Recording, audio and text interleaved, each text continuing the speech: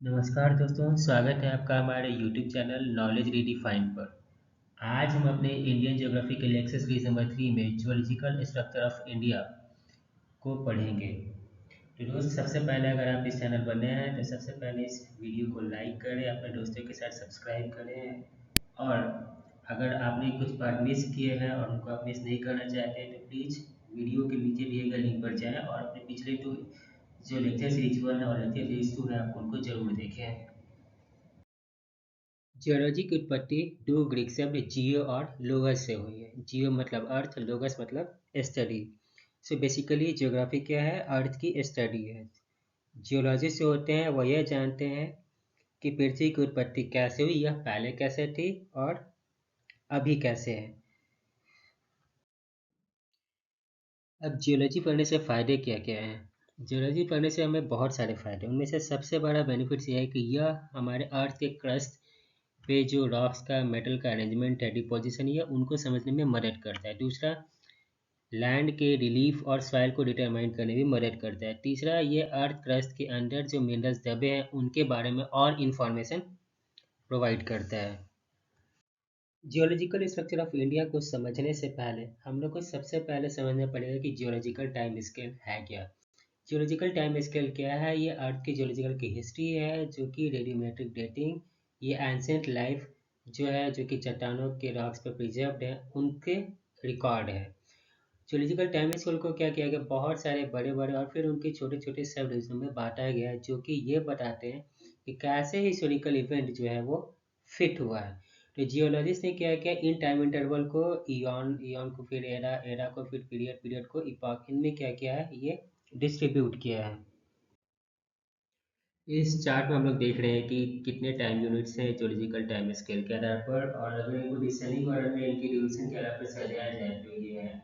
सबसे पहले आते हैं इयॉन, इयॉन के बाद एरा, एरा के बाद पीरियड, पीरियड के बाद इपॉक, कुछ इस तरीके से। तो अब सबसे पहले बात हम इन सारे ड्यूरेशन को देखते हैं कि इसमें सबसे पहले किस चीज़ का डेवलपमेंट पहले हुआ, उसके बाद क्या चीज़ है, उसके बाद धरती पर क्या चीज़ पहले है। तो अगर हम सबसे पहले जाने, थोड़ा सा पहले अगर हम एक रफ में जाना चाहें तो जो इंडिया का जो जियोलॉजिकल स्ट्रक्चर है उसका जो डेवलपमेंट हुआ वो पैंजिया के अंगारा लैंड तथा गोंडवाना लैंड के डिवीजन से होता है। अब हम इन जियोलॉजिकल टाइम स्केल में अगर हम देखें तो देखते क्या है कि गोंडवाना लैंड का जो डिवीजन हुआ उसके एक भाग क्या हुआ, वो उत्तर में चला गया, जिसके उत्तर में प्रवाह के कारण ही क्या हुआ, हमारा इंडियन जियोलॉजिकल स्ट्रक्चर का डेवलपमेंट हुआ। अब इनको भी हम लोग क्या करते हैं, हिस्टोरिकल टाइम फ्रेम के अलावा इनको भी बहुत तरह से क्लासिफाई करते हैं। इसमें हम लोग Precambrian, Archaean structure, Dharwar, Cuddapah, मेंढी तथा टर्शियरी जो भी जियोलॉजिकल स्ट्रक्चर है हम लोग उनको पढ़ते हैं। तो अब हम इन सारी चीज़ों को पढ़ने के लिए सबसे पहले हम ये चीज़ जानते हैं कि सबसे पहले जो मेजर जियोलॉजिकल इवेंट है वो इंडिया इंडिया हिस्ट्री में, तो वो क्या है? सबसे पहली बात हम लोग ये देखते हैं कि जो ओल्ड लैंड मास है इंडियन पेनिनसुला का, वह जो है अर्थ क्रस्ट का जो है फॉर्मेशन करता है। दूसरा, जो हिमालय का जो राइज है वो टर्शियरी पीरियड में हुआ। इंडो गैंगोटिक प्लेन जो है उसका फॉर्मेशन जो है वो प्लीस्टोसीन पीरियड में हुआ है, जो कि क्या कर रहा है, अभी तक क्या है, पर्यटनशील है, मतलब वो अभी भी क्या है, प्रगतिशील है। अब हम लोग अगर इंडियन जियोलॉजिकल हिस्ट्री को पढ़ें, जो कि जियोलॉजिकल सर्वे ऑफ इंडिया के अनुसार हम लोग इंडिया के जो रॉक सिस्टम है उनको चार मेजर भागों में डिवाइड करते हैं। प्रीकैम्ब्रियन टाइम जो है ये अर्थ की हिस्ट्री का 86.7% हिस्ट्री को कॉन्स्टिट्यूट करता है। ये चीज़ें हमें सबसे पहले, ये जो फैक्ट है, ये सबसे पहले बातें जो हैं हमें ध्यान में रखनी है।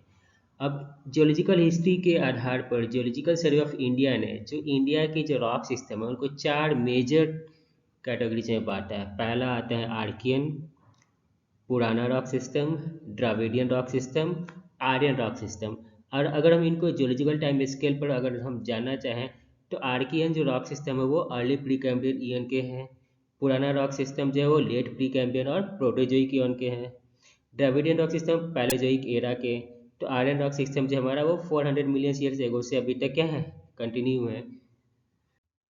जैसा कि हमने भी पढ़ा कि इंडिया के जो रॉक सिस्टम है उनको चार भागों में बांटा गया।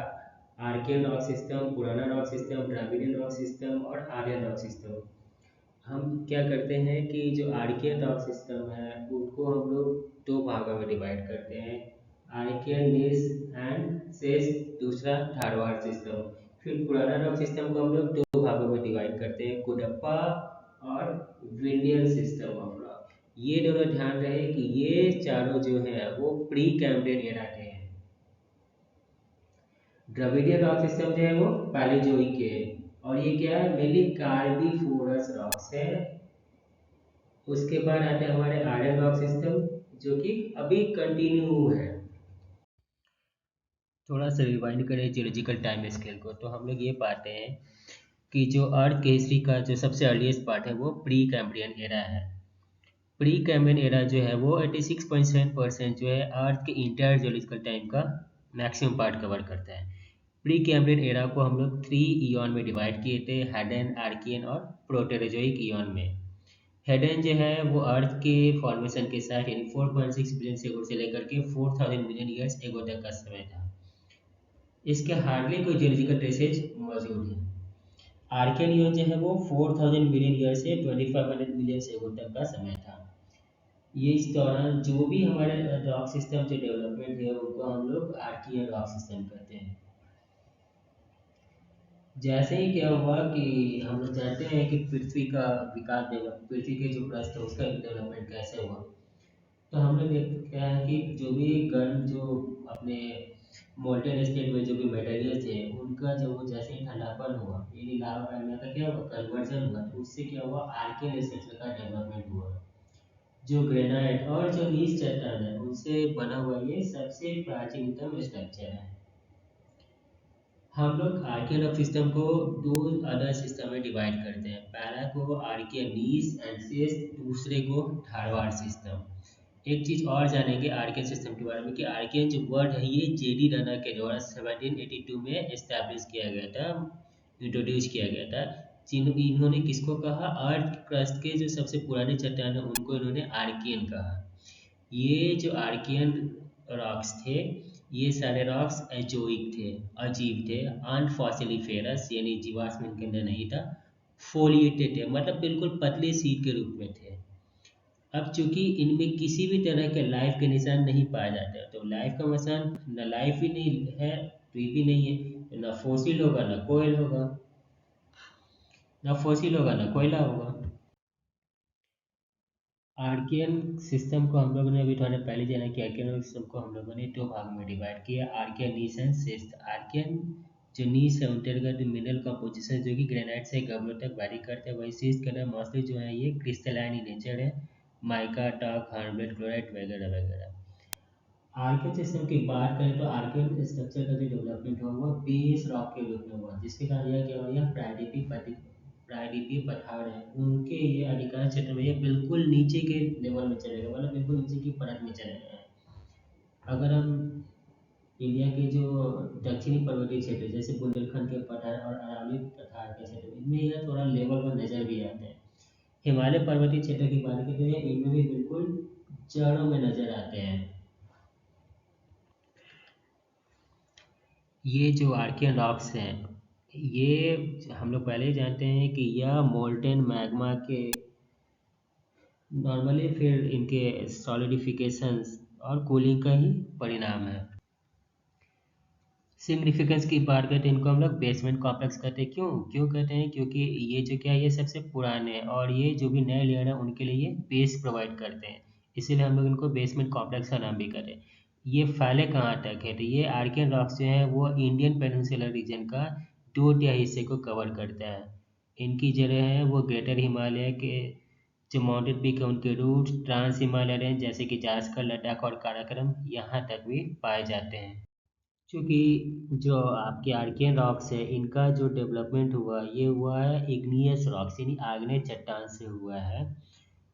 तो यह क्या है, और जो मेटालिक नॉन मेटालिक जो आपके मिनरल्स हैं, रिसोर्सेज है उनके अगर रिसर्च की दृष्टि से देखा जाए तो ये बिल्कुल इम्पॉर्टेंट स्ट्रक्चर है, लेकिन चूंकि इनका जो स्ट्रक्चर है वो काफ़ी कॉम्प्लेक्स है और इसके अलावा ये क्या है काफ़ी ज़मीन के नीचे चले गए, तो इनका जो एक्सट्रैक्शन है वो इकोनॉमिकल है यानी काफ़ी महंगा, अगर हम इनको निकालना चाहें तो ये हमारे लिए काफ़ी महंगा पड़ जाएगा।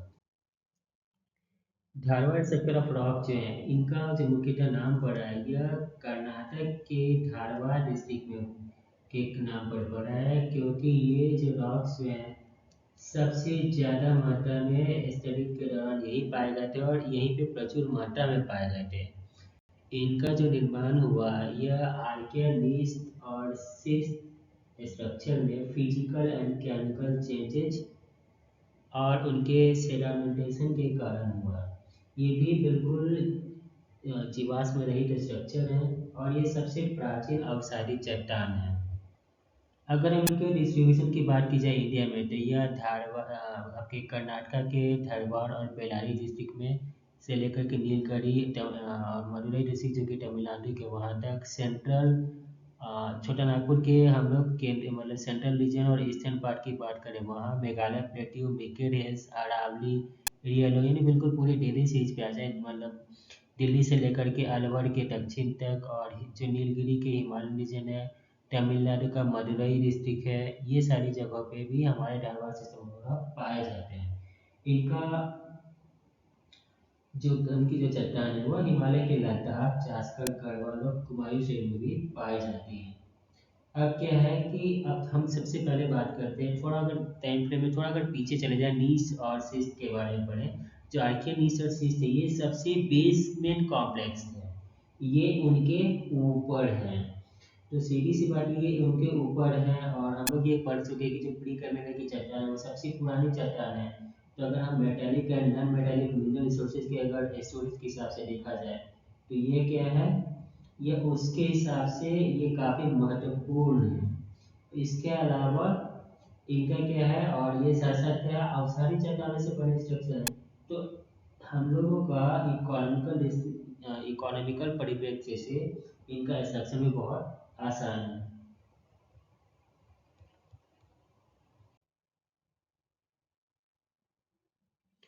जो ढारवा सिस्टम है ये क्या हाईली मेटालिफेरस है। इनमें क्या है कि ये जो है आयरन और इनमें सबसे ज़्यादा manganese lead zinc gold silver dolomite mica copper tungsten nickel और बहुत सारे बहुमूल्य पत्थर और बिल्डिंग मटेरियल में मौजूद हैं। ये मेटामॉर्फिक फॉर्म में पाए जाते हैं। इनमें भी अभी तक कोई जीवाश्म पाया नहीं गया है।